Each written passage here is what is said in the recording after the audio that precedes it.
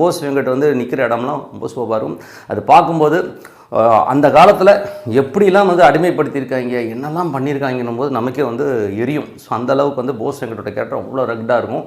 அதை காட்சி அமைப்பு வந்து ரொம்ப சூப்பராக இருக்கும். ஒரு சேர் மாதிரி ஒரு பகுதியில் வந்து அந்த போட்டு அடிக்கிறது இதெல்லாம் வந்து ரொம்ப ஒரு மாதிரி பயங்கர டச்சஸாக இருக்கும்.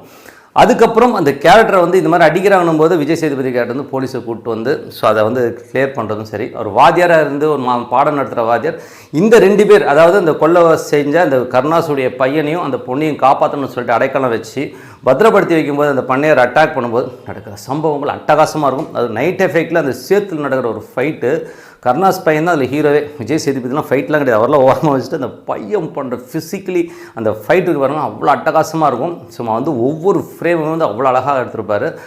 அந்த போர்ஷன் ரொம்ப சூப்பராக இருக்கும். ஸோ போஸ் வெங்கட் அதை கலக்கிருப்பா. அப்படி போஸ் வெங்கட் ஒரு பக்கம்னாலும் இந்த பையன் ஒரு லெவலில் வந்து பண்ணியிருக்குது.